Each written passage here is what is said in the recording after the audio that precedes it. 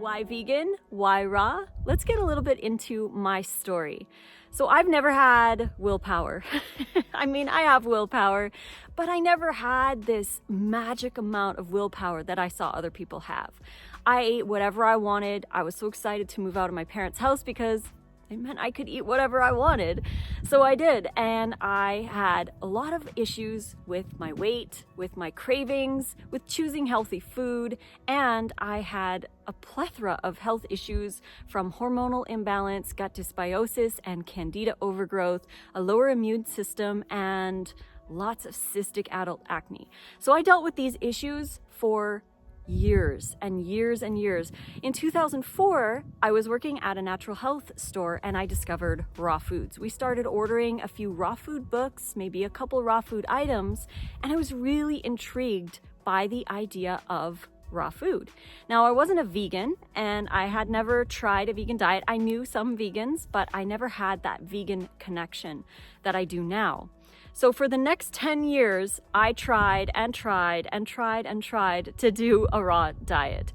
Again, I wasn't vegan, so I was kind of a default vegan whenever I would try raw foods, but I would only be able to stick to it from a few days to maybe a couple months. That was the longest that I had ever stuck to a raw diet. I was always under eating, I was eating way too high fat, and I was struggling all the time with cravings. So I learned a lot about cravings during these 10 years, which a lot of them I will share here with you. But in 2014, after doing a gym challenge on a very calorie restricted diet, and then from that restriction went into eating a bunch of food-like products that were not helping my health, I gained weight up to almost 200 pounds, and I was suffering from heart flutters almost every single night.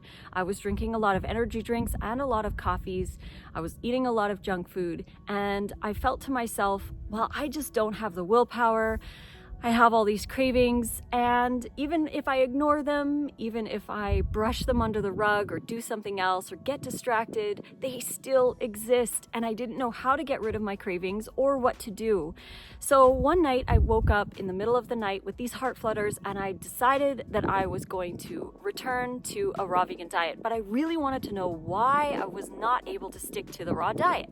So I went through my old journals, I started watching a lot of YouTube videos and learning as much as I possibly could. I had never done a low-fat, high-calorie version of raw. It was always super high-fat and portion-controlled because I was under the belief that I needed to portion control to lose the weight that I wanted to lose. So I was stuck in diet culture, but I hadn't released the need to be in diet culture.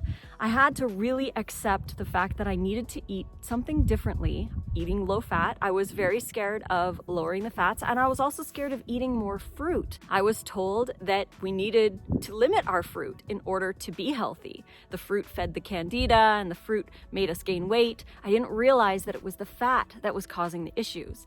So while I was researching and watching YouTube videos, I stumbled upon 3 documentaries that changed my life. I watched Forks Over Knives, Cowspiracy, and Earthlings all in one afternoon, and I became vegan. So I chose to become vegan for ethical reasons, and I choose to eat raw because I simply enjoy raw so much. That's what I want to eat. Now, the goal is not to be 100% raw unless you want to be 100% raw. You don't have to be, just include more and more raw into your plant-based diet. This is going to give you the best variety, the best hydration, and all of those necessary fibers to feed your good gut microbiome. So don't worry about not being 100% raw. If you're having a craving for something whole food, plant-based, oil-free, salt-free, go for it while you are moving up in your raw stage. Remember, this is not about perfection. So once I went vegan, I decided that I was just going to do raw. So I released the need to be perfect. I released the fear that I had around fruit. It did take time, obviously. I did use affirmations and I did trust the process. and I did eat enough, which is something we're going to discuss in a future video. But this is where my journey started. In 2014, on September 12th, I chose to choose raw vegan foods. And now it's been over 7 years and I'm loving the lifestyle. Definitely learned a lot about cravings along the way, which I want to share with you here. So thank you for listening to my story. We're gonna get right into all the good stuff in the next video.